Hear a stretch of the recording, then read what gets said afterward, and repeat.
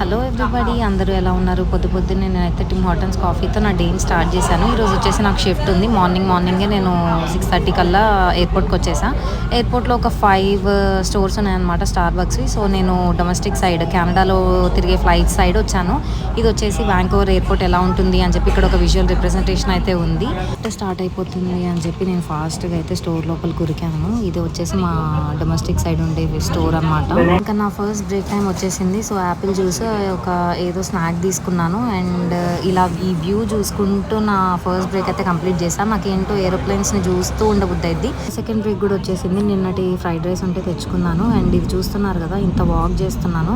మీరు నమ్ముతారా, నేను రోజు ఇట్లా వెళ్ళి రావాలి. 2 times వాక్ చేస్తా. ఇదంతా మల్లేశ్వరి మూవీలో వెంకటేష్ తినడానికి వెళ్ళేటప్పుడు నడుచుకుంటూ వెళ్తాడు కదా, నాకు ఆ సీన్ గుర్తొస్తుంది ఇక్కడ నడిచినప్పుడల్లా.